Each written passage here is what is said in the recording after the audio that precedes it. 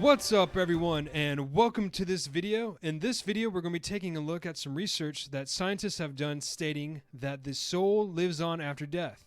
Now that if you're a person that's spiritually minded or you're religious or you believe in God, then you're probably like, well, duh. But I always think it's pretty, what is the word that I always say? I'm thinking about changing my channel to this word, interesting. When I'm looking at editing all these videos and stuff, I'm listening to everything and I'm like, man, I say interesting all the time. And the reason I say interesting all the time is because I always find interesting content for you, the viewer. It has nothing to do with me just replicating the same word over and over and over. But I thought this was really cool. I mean, as a Baha'i, you know that I believe in an afterlife and stuff, but I just always find when science validates, I should say, the idea that God exists, I just think it's really cool because I believe that science and religion have to agree. Like I believe in like true science and true religion.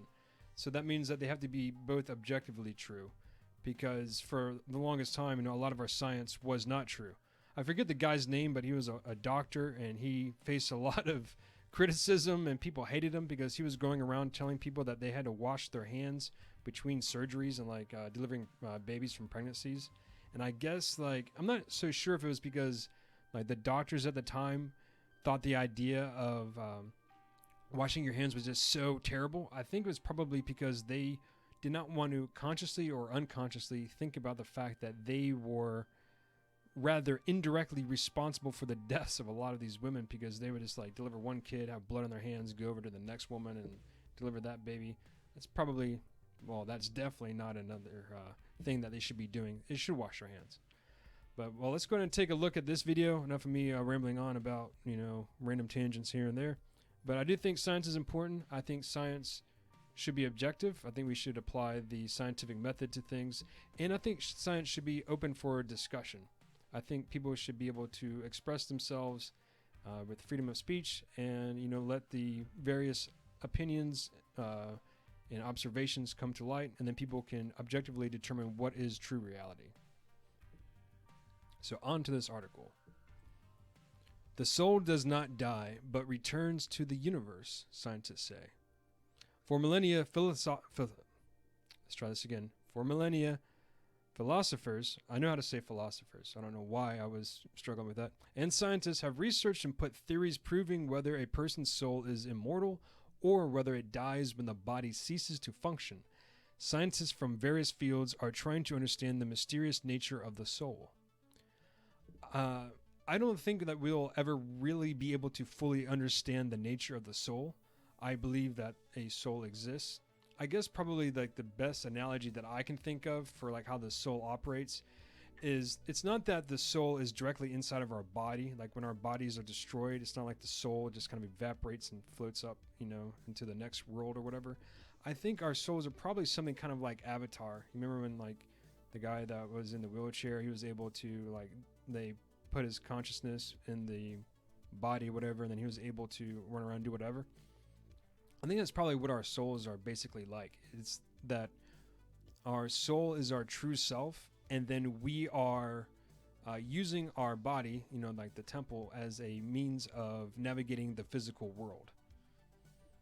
And I think that our mind is obviously, it's probably connected somehow to the soul.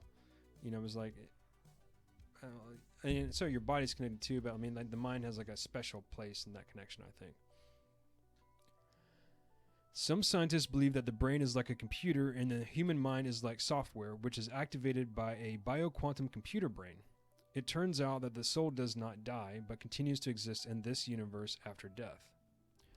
Researchers are now approaching an understanding of the nature of consciousness and soul. It is believed that the quantum oscillations are present in the microtubules of brain neurons. This discovery supports all controversial theories about consciousness, and it is fair to say that souls do not die. Yeah, I don't think that the soul dies, you know, like when you, there's actually some really cool quotes about the nature of the soul and upon when the body dies and how the soul leaves this current world and progresses to the next. I'll see if I can find some of those and read them. I'm going to be doing another video on some answer questions discussing various philosophical and spiritual concepts. So maybe I'll try to find those specific quotes about the soul and go over that. In 1996, two renowned, I say potato, you say potato, scientist Roger Penrose, who was a mathematical physicist at Oxford University, and Stuart Hameroff, a renowned anesthesiologist. See, I can say anesthesiologist like really quick, but renowned, it's like, maybe because I'm used to saying renowned. I don't know. Worked on the quantum theory of consciousness. They concluded that quantum oscillations in microtubules are driven by synaptic input. At the same time, memory in it is preserved due to objective contraction. That's really, what is it? Interesting. Microtubules are the main components of the structural skeleton of the cell. Hence, this theory indicates that the soul is real and is present within the microtubules. Consciousness is the result of the quantum gravitational effect that occurs in microtubules. Yeah, that's a lot to take in. You know, it's like a very complex concept. It's something that would probably need extensive research. I mean, this was done over 20 years ago. So it's like, you know, they're probably, I would hope, progressing in regard to uncovering some new information regarding this.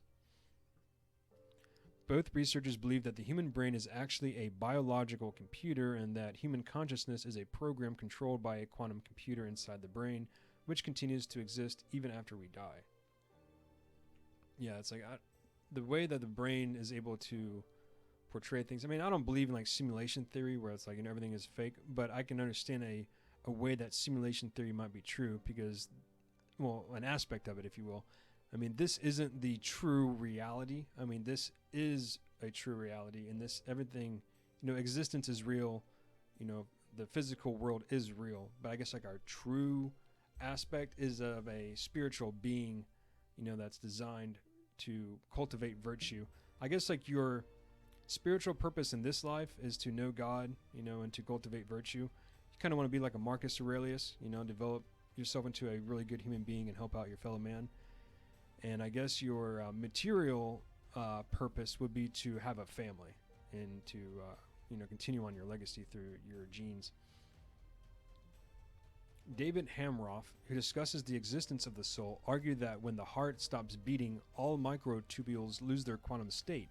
However, the quantum information inside it will not be destroyed, but simply scattered in the universe.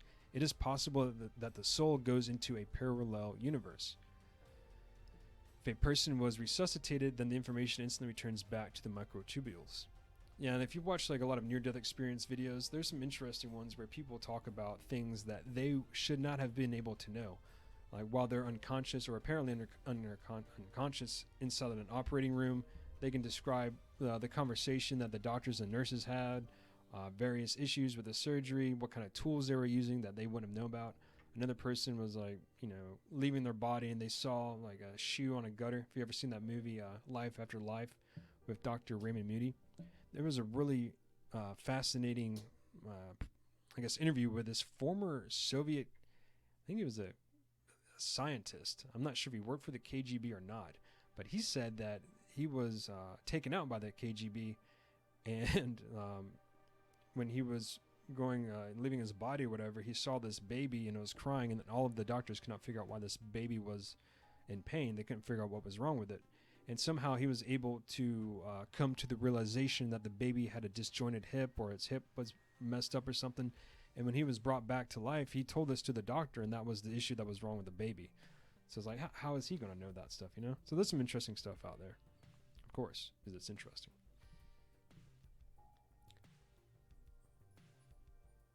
Some people said they had near-death experiences. This is for this reason. But if they cannot be revived, then the person dies, and the information continues to exist outside the body in the form of a soul. The theory of scientists indicates that the human soul is more than a simple interaction of neurons in our brain, and it could have existed since the beginning of time, and it is possible that it is present at some other level of reality or in a completely different universe. Yeah, so it's like a really complex topic. You know, you can do kinds of sessions. You can do whole seminars about the nature of consciousness and near-death experiences. I attended a near-death experience conference in Pennsylvania. That was really interesting. you have all kinds of speakers and different people that are relaying what they experienced when they died and were brought back and how it changed them. It's all kinds of really cool stuff. I encourage you to check it out. Well, I think I'm going to go ahead and cut this video short here, unless I can think of anything else specific like I would relate to this video in terms of near-death experiences. We can maybe take a look at another one here, but I'm just going to cut it.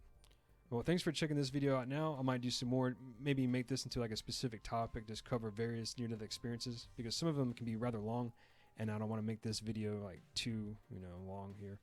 But thanks for checking this out. I appreciate it. Feel free to subscribe or comment down below. Let me know if you think that the soul continues on into the next world, or if this is it. And if you think that this is it, please explain why.